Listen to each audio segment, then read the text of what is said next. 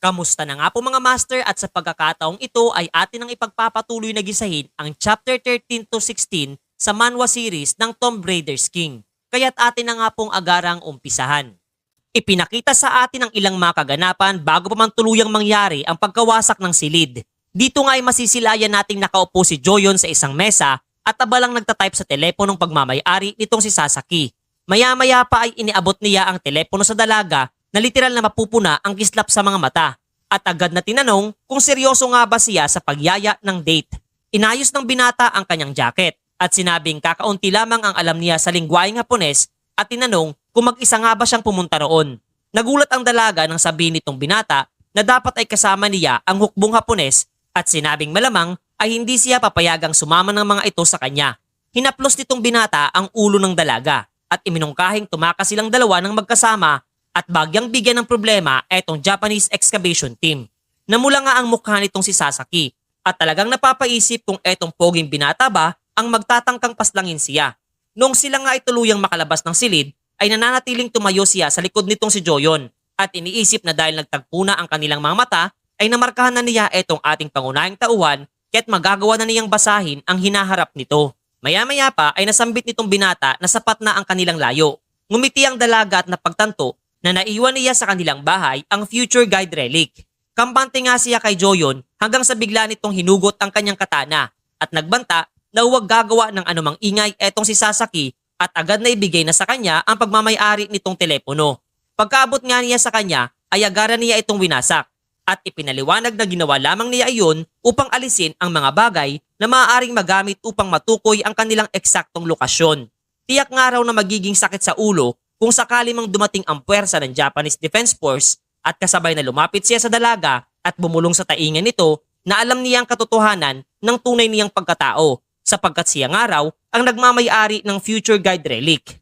Naluha ang dalaga dahil sa takot at naisip na malalagay siya sa isang mapanganib na sitwasyon. Lumipat nga sila ng lokasyon patungo sa loob ng isang cafe kung saan ay binati sila ng waiter ng masayang pananatili. Nangingilid nga ang mga luha sa mga mata nitong si Sasaki habang dahan-dahang isinasara ang pinto ng kanilang silid. Pagkatapos ay agad namang muling iginapos itong si Joyon ang kamay ng dalaga na sadyang nagpahayag ng pagkadismaya sapagkat napakasinungaling daw nitong binata at hindi siya makapaniwalang magpapanggap ito na gusto makipag-date sa kanya upang magawa lamang ang ganitong kasamang bagay. Nakangiting kumakain naman ng ice cream etong binata at nagtanong kung ano bang ibig niyang sabihin dahil masaya naman silang magkasama dito sa cafe na para lamang sa mga magkasintahan. Umiiyak na nagtanong etong dalaga kung talagang papatayin siya nitong lalaking kanyang kaharap katulad ng ipinapayag sa kanya ng relika. Habang hawak-hawak ang kutsara ng ice cream ay sinugot nga siya ni Joyon na kanina ay plano talaga niyang tapusin ang buhay niya. Kung lumapit nga daw siya ng kaunti kanina sa silid ay tiyak na hiwalay na ang ulo nito sa kanyang katawan gamit ang katanang Muramasa. Subalit dahil nga raw hindi niya inaasahang ganito lamang siya kadaling mauuto kaya't umabot pa sila sa sitwasyong ito.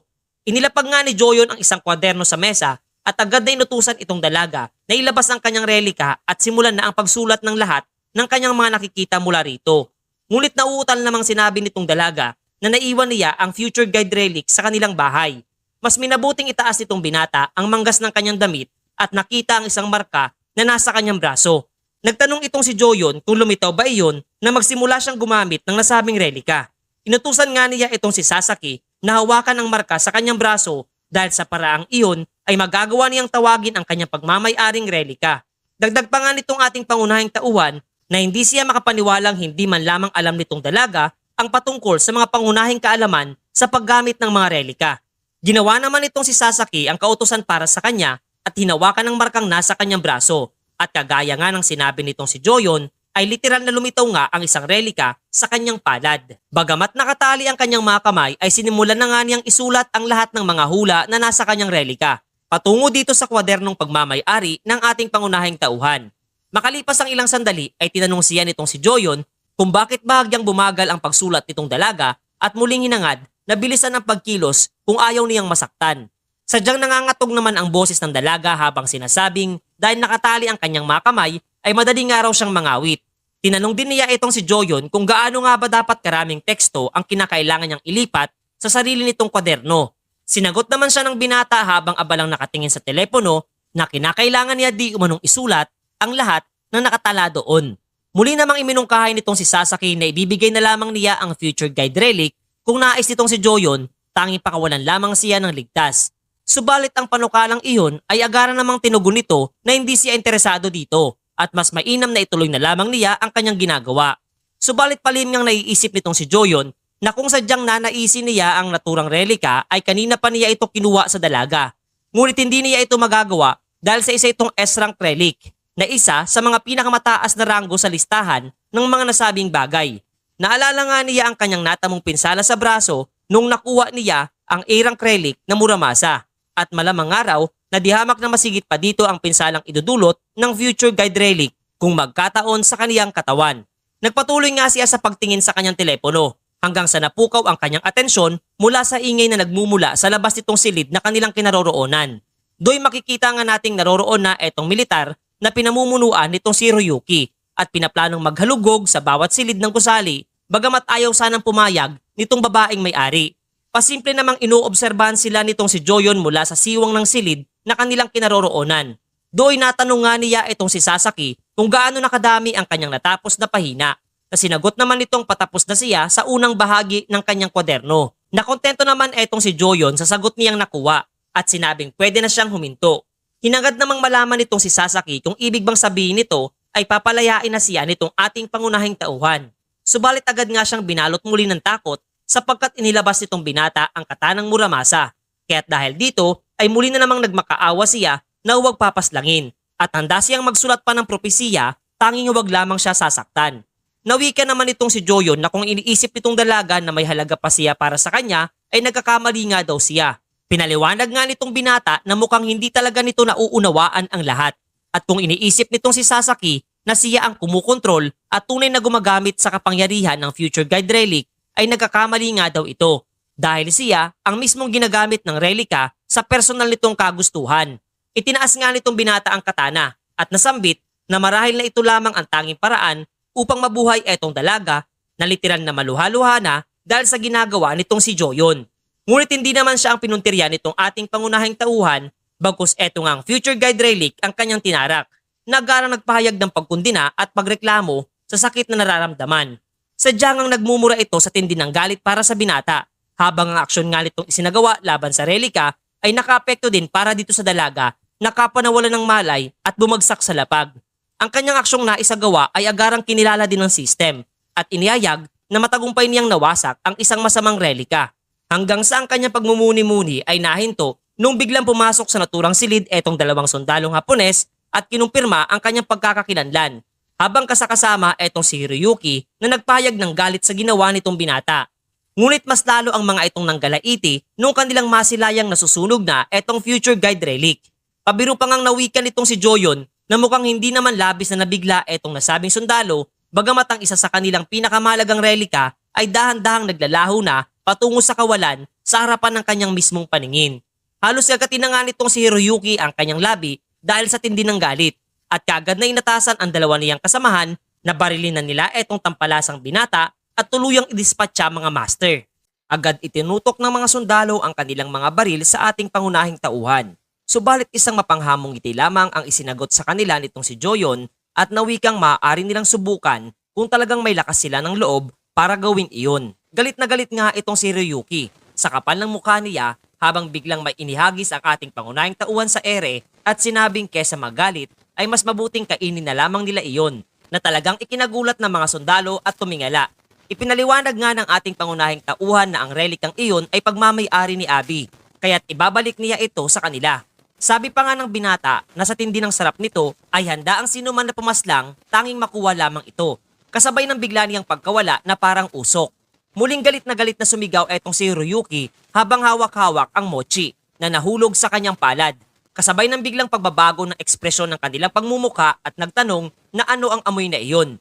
Sa sandaling ito ay dalawang sundalo ang sumugod kay Hiroyuki upang agawin ang nasabing mochi. Kaya't parang baliw etong nasabing sundalo na inablot ang baril at sumigaw na sa kanya ang mochi na iyon at dapat silang magpakita ng respeto sa nakatataas. Ngunit hindi nakikinig ang mga sundalo at muli siyang inatake na nagdulot ng ganap na kaguluhan. Samantalang mula sa isang eroplanong handa ng lumipad papalayo ay masisilayang nakaupo na etong ating pangunahing tauhan at nakatanaw sa bintana.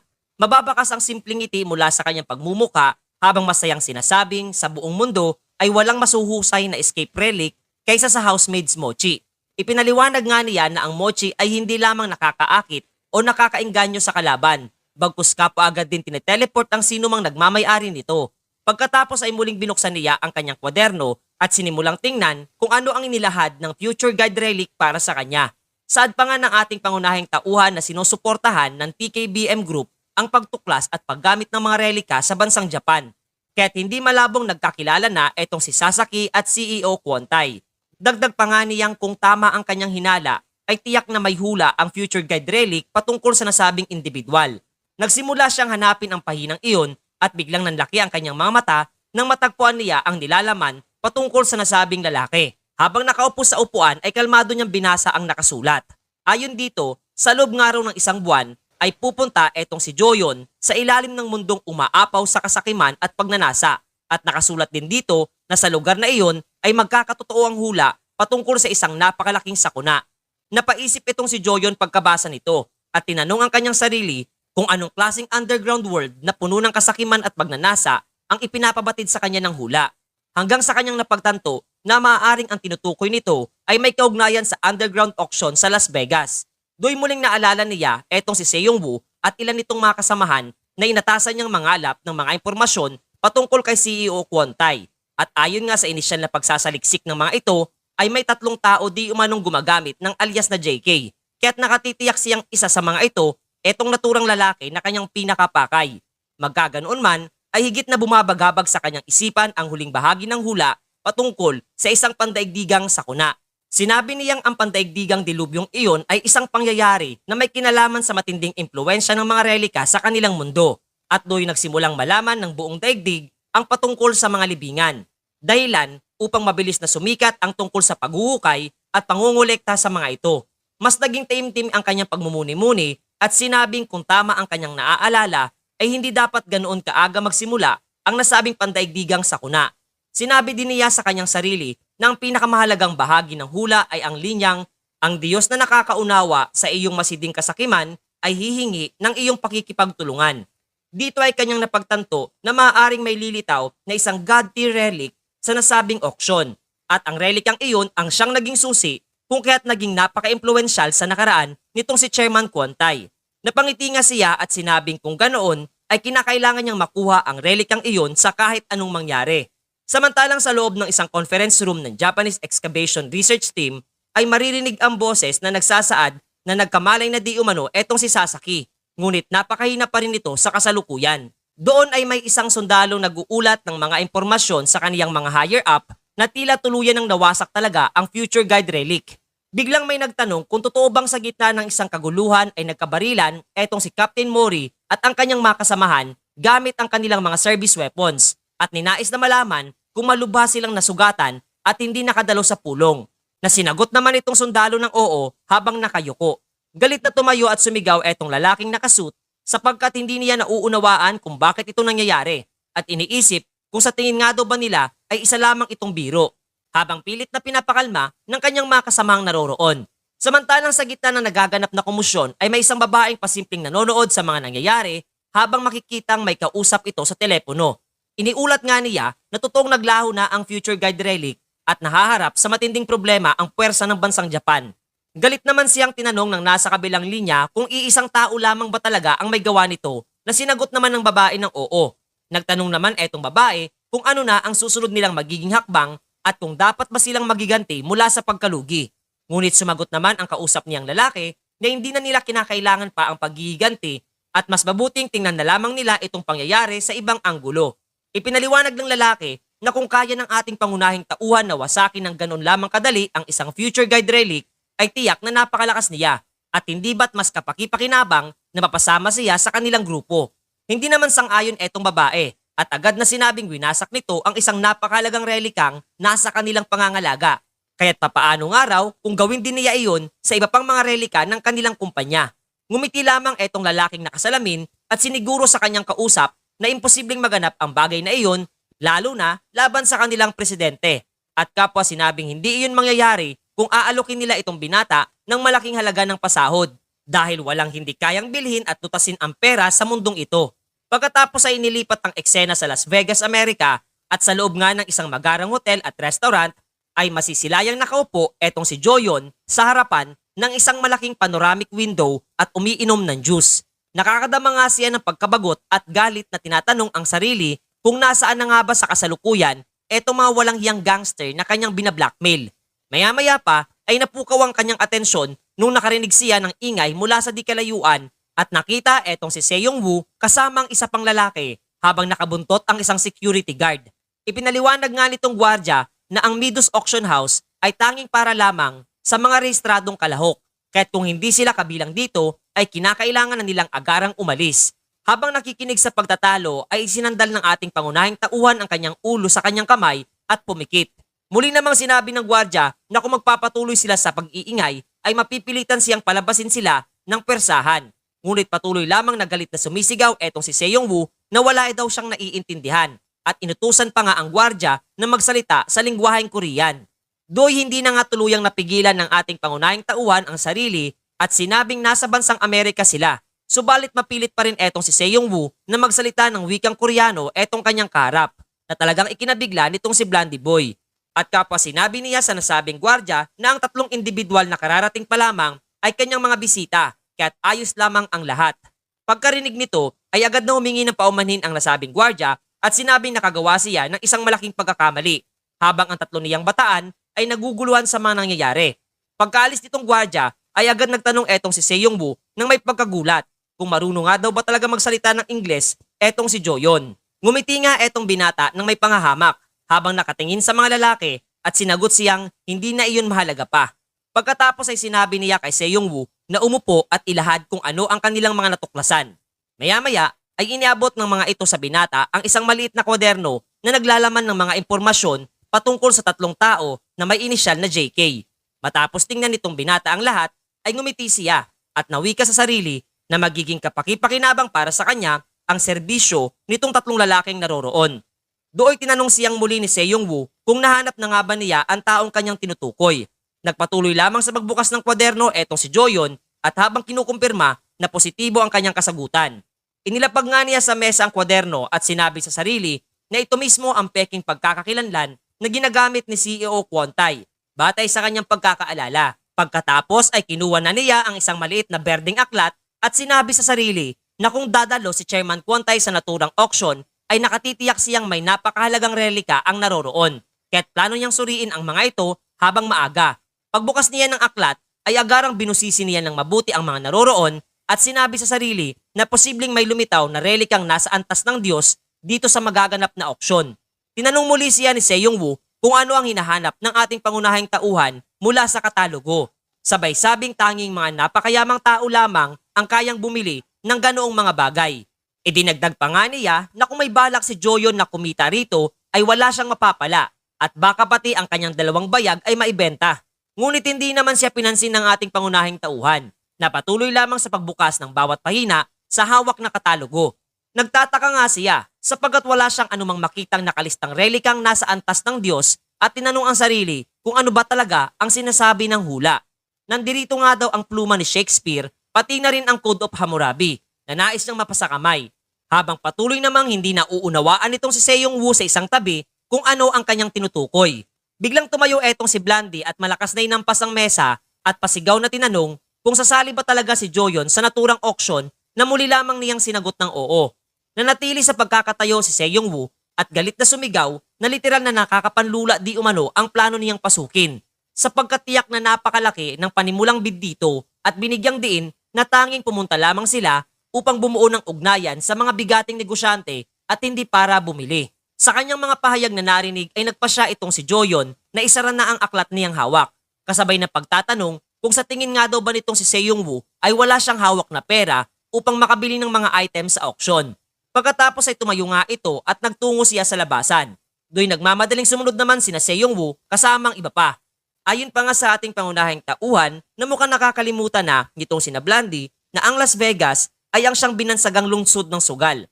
Ngumiti nga siya sa harapan ng pinto at sinabi kay Seong Woo na totoo ang kasabihang marami kang magagawa gamit lamang ang kakaunting pera.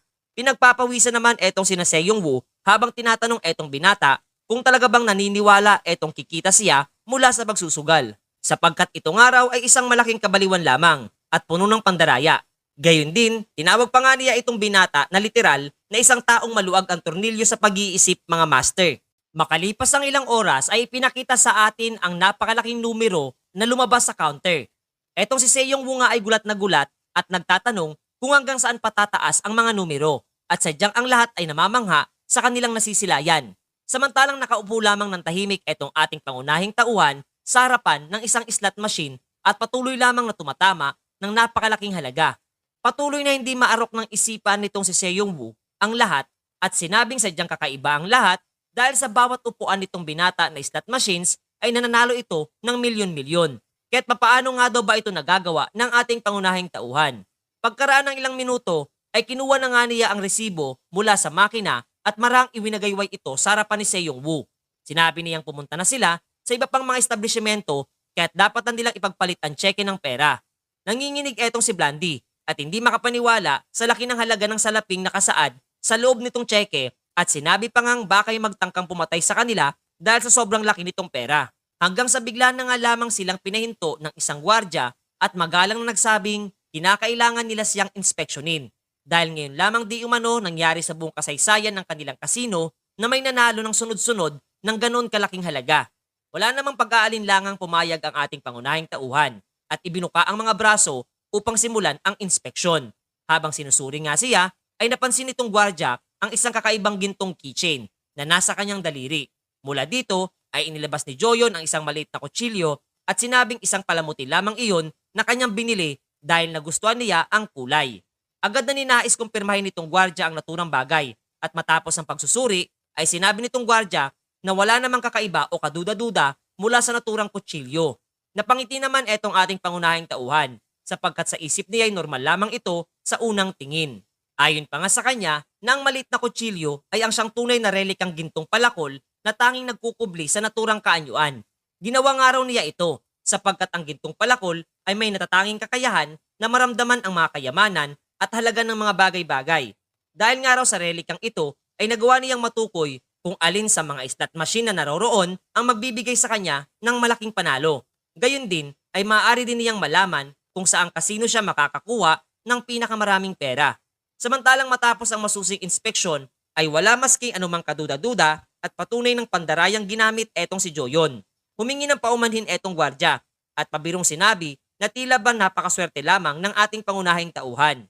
Pagkaalis nga ng mga ito ay agad siyang natanong nitong si Seyong Woo kung papaano niya nagawang makapandaya sa mga ito nang hindi nagagawang mahuli at kasabay na maging ang mga slot machine ay kanila ding inisa-isa.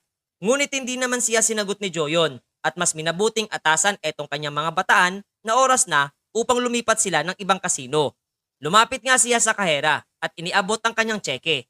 Sinabi nga nitong binata na nais niyang kunin ang buong halaga ng kanyang napanalunan. Nabigla itong kahera sa laki ng numero sa tseke at tinanong kung sigurado siya sa bagay na iyon at mukhang kinakailangan pa nga raw siyang dalhin sa kanilang VIP room. Agad namang tumanggi etong ating pangunahing tauhan at hinangad na bilisan ng pagbibigay sa kanya ng napanalunang pera. Makalipas ang ilang sandali ay maririnig nating sumisigaw etong si Seyong Woo habang umiinom ng beer ang ating pangunahing tauhan ay sama-sama namang nakatitig etong sina Seyong Woo at ang kanyang mga kasamahan sa malaking bag ng pera na nasa mesa. Masayang-masaya silang sumisigaw na mga milyonaryo na nga daw sila at sapat na iyon upang mamuhay ng marangya hanggang sa pagtanda. Ngunit ang kanilang pag-iilusyon ay agad namang naputol nung biglang sinabi nitong ating pangunahing tauhan na mukhang hindi nila naiintindihan ang lahat dahil ang perang iyon ay hindi para sa kanila. Hindi agad nakapagsalita ang mga lalaki at halatang naguguluhan. Nanginginig nga ang kanilang mga boses habang sinasabi na nasa harapan nila ang isang napakalaking bundok ng pera na hindi pa nila kailanman nakita. Humawak si Seyong Woo sa maliit na bungkos ng pera at nagtanong sa ating pangunahing tauhan ng may pagtataka kung kailangan pa nga daw ba nitong binata na sumali sa nasabing auksyon. Question pa nga nito na hindi ba't mas mabuting kunin na lamang nila ang lahat ng pera at bumalik na sa Korea. Ngunit isang mariing hindi ang naging kalmadong sagot ni Joyon habang inuubos ang laman ng baso ng beer. Ipinaliwanag niya sa kanyang sarili na ang kanyang pinakalayunin ay makuha ang mga relika sa naturang auksyon at kung sadyang nais niyang makipagsabayan dito kay Chairman Kontay ay literal na talagang kinakailangan niya ang mas maraming pera. Pagkababa niya ng baso sa mesa ay agad na sinabihan niya ang lahat na bilisan ang kanilang pagkain dahil pupunta pa sila sa ibang kasino para sa ikalawang round na hindi lubos maunawaan nitong si Blandy. Makalipas pa ang ilang sandali ay nasa harapan na sila nitong tinatawag na Goodbye World Casino. Maririnig nga natin na tumatawa ng may panunuya etong gintong palakol habang sinasabing naaamoy nito ang napakaraming pera habang tinatanong ang kanyang bossing kung kailan pa siya nito ibabalik sa original niyang anyo. Ngunit binigyang diin naman itong si Joyon na hindi na iyon mahalaga pa habang hawak-hawak ang maliit na gintong folding knife. Pasimpleng sinabi nitong ating pangunahing tauhan sa gintong palakol na tigilan na nito ang pagiging bipolar at simulan ng hanapan siya ng susunod na makina na magbibigay sa kaniya ng jackpot. Bagamat naiinis, ay mas minabuti pa rin itong Relica na sundin ang kautusan ng kanyang bossing. Maya-maya pa ay biglang may lumitaw na isang notification window sa tabi ng binata. Nagulat siya nang makita ang mga iyon lalo na't nakasaad sa isa sa mga ito na dumating siya sa lugar na labis na gustong-gusto ng Relica. Pati na rin ang pagbati ng system sa pagtaas ng antas ng kanyang pakikipagkaibigan sa mga ito. Pagpasok nila sa kasino ay sinabi niya sa sarili na sa mga ganitong lugar kung saan pinakamatindi ang pagdurus at kawalan ng pag-asa ng tao ay doon mas nasisiyahan ang mga Relica. Kasabay ng pagbibigay din na ayaw niyang gumawa ng mga bagay na nakapagbibigay lugod sa mga kasumpa-sumpang Relica. Mahigpit niyang hinawakan ang maliit na gintong kutsilyo at sinabi sa sarili na kailangan niyang kumita kaagad at umalis sa naturang lugar. Hanggang sa bigla na lamang napasigaw etong isa sa kanyang mga bataan sapagkat may kakaibang nangyayari di umano sa loob ng pagmamay-aring bag ni Joyon sa kasalukuyan. Agad na kinuha ng ating pangunahing tauhan ang kanyang backpack at binuksan iyon. Do'y nagulat nga siya sa kanyang nakita sapagkat etong pilak na palakol ay walang tigil sa pagsigaw na paparating na ito at malapit nang mangyari. Ipinaliwanag nga sa atin ng kwento na kung ang gintong palakol ay nagagawang hanapin ang swerte at kayamanan, ang palakol na pilak naman ay may kakayang hanapin at markahan ang mga taong posibleng magdala ng panganib sa amo nito. Napagtanto naman itong si Joyon at napaisip sa kung ano ang panganib na tinutukoy ng kanyang Relica. Sa mga oras ding iyon ay bigla na lamang nagkaroon ng mainit na pagtatalo ang dalawang lalaking nasa kanilang harapan. Habang kapwa nagsimulang mahulog ang mga chips, matumba ang mga slot machines at may mga nakawan pa ng pitaka. Sa gitna ng kumusyon ay biglang may isang lalaking may hawak na kutsilyo ang palim na lumapit kay Seyong Wu mula sa kanyang likuran. Ngunit hindi siya ang pinakapakay nitong nasabing lalaki sapagkat ang kanyang pinupuntirya ay etong si Joyon buhat ng nais itong kunin ang kanyang pera. Bagamat may hawak itong patalim ay madali lamang itong pinabagsak ng binata sa lapag at agad na napagtantong isa itong dealer ng nasabing kasino.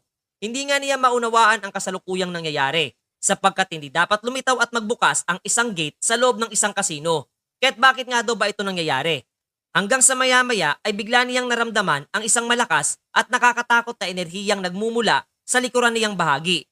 Pagkalingon nga niya dito ay may isang babaeng papalapit at marahang tinatahak ang kanyang kinaroroonan na para bang naglalakad lamang sa parke habang nasa gitna ng kaguluhan. Agad na kinabahan ng husto itong ating pangunahing tauhan at pinagpawisan ng malamig. Subalit etong sina Seyong Wu at ang kanyang mga kasamahan ay labis namang humahanga mula sa angking karikta nitong babae. Do'y malakas na sumigaw ang ating pangunahing tauhan na agarang mag-impake na sila at umalis sa naturang kasino. Napanganga na nga lamang etong sina Blandy at hindi alam ang sasabihin sapagkat taliwas ito sa original na planong na wika nitong si Joyon. Tinitigan muli ng ating pangunahing tauhan ang nasabing babae at sinabi sa sarili na hindi niya inaasang makikita niya siya roon. Ngayon nga raw ay malinaw na ang lahat kung bakit ganoon karami ang taong nagkakagulo. Sinabi nga niya na ang babaeng ito ay nagngangalang Irene Hilton na siyang bunsong anak ng isang napakayaman at may impluwensyang pamilya. Habang nagmamadali silang lumabas, ay naalala ng ating pangunahing tauhan ang kanyang mga nakaraan habang inilalahad na ang mga nasahanay ng tinatawag na banal na Relica ang mga tinaguriang pinakamakapangyarihan. At ang mga taong araw na nagtataglay sa mga ito ay madaling umangat sa hanay ng mga relic users at nakuha ang pagkilala bilang mga god titles. At silang humahawak ng malaking bahagi ng otoridad sa panahon ng Relica. Kabilang nga daw sa mga taong iyon si Irene Hilton na nagtataglay ng nakakatakot na klase ng Relica at binansagang God of Failure o Diyosa ng Kamalasan. Nakuha nga raw niya ang titulong ito sapagkat ang anumang malapit sa kanya o sino mang malapit sa kanya ay agad nawawalan ng swerte at sigla. Dahil sa kanya ay may mga nawalan di umano ng pera, mga nalulugi sa negosyo at may mga kumpanyang hindi nakaligtas sa pagkalubog. dahil sa kanyang nakakatakot na kapangyarihan. Minsan pa nga raw siyang naging sanhi ng pandaigdigang krisis pinansyal. Kaya't mas makabubuting iwasan nila siyang makasalamuha sa kahit anong mangyari. Ngunit laking gulat nga nitong si Joyon noong biglang tinawag siya ni Irene at paglingon nga niya ay agad niyang nakita na tumatakbo itong papalapit sa kanilang kinaroroonan. Nagkunwari nga itong binata na hindi siya napapansin at nagmamadaling umalis. Ngunit nang hawakan niya ang door handle ay tila ba nakuryente siya at do'y biglang nagsulputan ang napakaraming mensahe mula sa system na nagsasaad na may nakakatakot di umanong aura mula sa pinto at ang mga relikyang nasa kanyang pangangalaga ay makakatanggap ng malubhang pinsala dahil dito. Dagdag pa nga nitong system na posibleng mabawasan din ang bilang ng maaaring magamit sa isang partikular na relika nitong si Joyon. Agarang pinagpawisan nga ng malamig etong ating pangunahing tauhan habang matagumpay na nakalapit na sa kanya etong dalaga. Kasunod nito ay hinawakan siya nitong si Irene at sa isang masayang ngiti ay nakiusap ito na makinig etong si Joyon sa kanyang nais ilahad mga master. Dito ay napagtanto nitong si Joyon na hindi na siya makakatakas pa lalo na noong hinawakan nitong babae ang kanyang kamay. Do'y may isang kulay lilang aura ang bumalot kasabay ng pagpapabatid sa kanya ng sistema na napapaligiran siya ng isang klase ng masamang aura at maging ang kanyang mga relika ay kapwa apektado. Kung kaya't agad na tinapik nitong si Joyon ang kamay ng babae at hinangad na lumayo ito. Nakaramdam naman ng kahihiyan etong dalaga na mabilis na humingi ng paumanhin at sinabing nadala lamang siya ng kanyang emosyon. Pasimple namang napapaisip etong sina Seiyong-woo kung bakit ganoon na lamang ang naging reaksyon nitong binata na para bang nakakita ng isang multo o isang nilalang na mas masahol pa dito. Lumapit nga sa kanila etong lalaking naka-purple ng t-shirt at sinabing naaalala na niya kung sino talaga ang babaeng nasa harapan nila. At ito nga raw ay si Irene Hilton na talagang ikinabigla nitong sina Seiyong-woo. Samantalang hinawakan nitong dalaga ng mahigpit ang kanyang bag at tinanong etong ating pangunahing tauhan kung siya daw ba ang taong nabalitaang nanalo ng napakalaking halaga ng pera sa isang kasino. At kapwa inilahad na matagal na niya siyang hinahanap kung saan-saan. Nakangiti siyang nagtanong kung maaari bang sabihin nito sa kanya kung paano niya nagawa ang ganitong klase ng resulta. Ngunit mas minabuting tumalikod nitong si Joyon habang iniisip kung bakit naging interesado ang isang pinakamayamang tao dahil lamang sa simple niyang panalo sa kasino. Kasabay ng pagsagot na hindi siya ang taong hinahanap ng babae.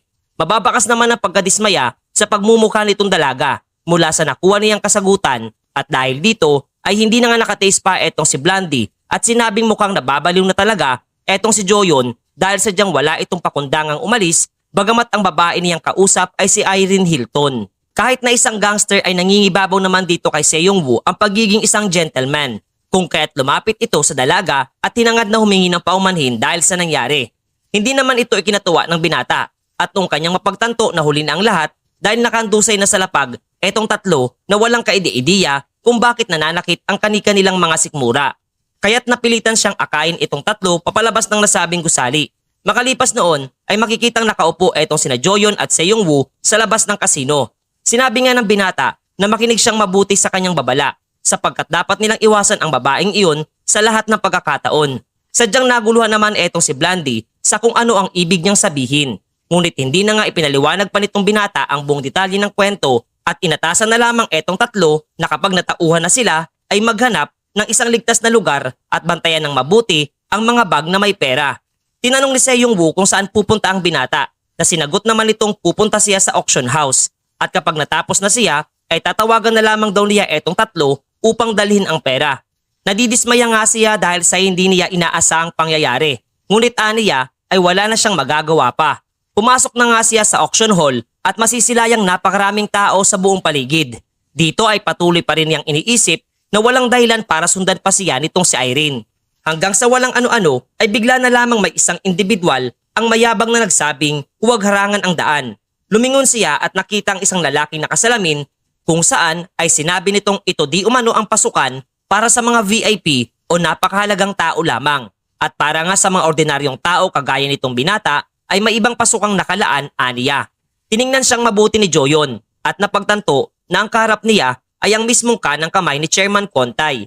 Mas bata nga raw ito kumpara sa kanyang pagkakaalala. Gayun din, kung naririto etong nasabing lalaki ay nangangahulugan lamang na naroroon din ang kanyang amo. At tulad nga ng kanyang inaasahan ay nagpakita etong isang middle-aged na lalaki na tahimik lamang at lubang napaka-formal kung kumilos. Naglakad nga ito patungo sa kinaroroonan nitong si Joyon na kasabay namang naalala kung papaano siya ginamit nitong lalaki, gayon din ang pangako niyang muling paghihiganti. Sa ngayon nga daw ay wala pang hinala o ideya etong si Chairman Kontay na naglalakad papalayo kasama ang kanyang hambog na assistant. Maya-maya ay nakarinig siya ng bagyang kumusyon sa likuran niyang bahagi at do'y kanyang napuna ang mga nagkakagulong tao sa hindi malamang rason. Kagaya na lamang ng biglaang pagkawala ng signal ng cellphone, pagkawala ng pera at pagbaba ng halaga ng pag-aari nilang stocks. Agad namang nagkaroon ng ideya etong binata sa kung bakit at kung ano ang rason ng kanilang mga kamalasan. Hanggang sa napuna niya etong si Irene na tahimik na nakatayo sa isang gilid. Hindi nga siya makapaniwalang susundan siya nitong babae hanggang dito sa auksyon. Hinangad nga sana nitong si Joyon na lumayo sa naturang lugar, ngunit agaran din siyang nakita nitong dalaga na kaagad nagpayag na nais nga raw niyang makausap etong binata kahit saglit lamang. Wala namang plano makinig sana sa kanyang pagmamakaawa etong ating pangunahing tauhan. Ngunit maging siya ay hindi nakaligtas mula sa klase ng kamalasang kayang idulot nitong si Irene at nabunggo ng kanyang pagmumuka ang pintong nasa kanyang harapan at napahawak sa kanyang ilong dahil sa sakit na nadama. Agad na lumapit sa kanyang dalaga at tinanong kung ayos lamang siya matapos ang malakas na pagkabangga. Ngunit galit naman siyang tumingin at nagtanong dito sa babae kung mukha ba siyang ayos matapos ang nangyari. Binigyang din pa nga niyang tumigil na etong si Irene sa pagsunod sa kanya dahil ang lahat ng kamalasang ito ay nangyayari dahil di umano sa dalaga. Do'y bagyang umiti si Irene at sinabing tama itong binata sapagkat iyon ang kanyang pinakapangunahing problema. Lumapit nga sa kanya etong si Irene at sinabi na hindi niya alam kung maniniwala ba talaga sa kanya etong binata. Ngunit pakiramdam niya ay nagdadala siya ng matinding kamalasan para sa mga taong nasa paligid niya. Kaya't ang tanging niyang hinahangad ay maging kasing swerte nitong si Joyon. Naalala naman nitong binata ang imahe ng dalaga na tinaguraang Diyosa ng kamalasan sa kanyang nakaraan. Isang araw itong taong sumira sa buhay ng napakaraming tao at nagpabagsak ng maraming bansa. Kaya't pilit niyang sinusubukang unawain kung bakit siya kumikilos ng ganoon at kung ito nga daw ba ay nagpapanggap lamang. Literal na nakikiusap etong si Irene na sabihin nga raw nitong binata kung ano ang kanyang dapat gawin upang maging swerte na isang katulad niya. Gayon din, sinabi nitong kung pera ang kanyang kinakailangan ay handa siyang ibigay sa binata ang kahit gaano kalaking halaga ng salapi. Sa mga sandaling iyon ay muling biglang lumitaw ang isang mensahe mula sa system sa harapan nitong binata. Inulat nga sa kanya ng system na ang tolerance ni Joyon ay muling na-activate at patuloy pa itong tumataas habang tinitingnan niya ang lumitaw na isang pilak na tableta sa kanyang palad. Alam nitong si Joyon na umiiral ang ganitong klase ng abilidad ngunit hindi niya alam kung paano ito gumagana. Kung kaya't sinubukan niyang unawain kung bakit ito nangyayari. Do'y napangiti nga siya kaya't natanong siya nitong si Irene kung ayos lamang ba ang pakiramdam niya. Minabuti naman itong binata na tumingin ng direkta sa mga mata ng dalaga at sinabing may naiisip siyang isang bagay. Agad namang humingi ng paumanhin etong si Irene at sinabing masyadong naging biglaan ang kanyang kahilingan. Makikitang nakatitig etong babae sa binata ng mainosenteng mga mata.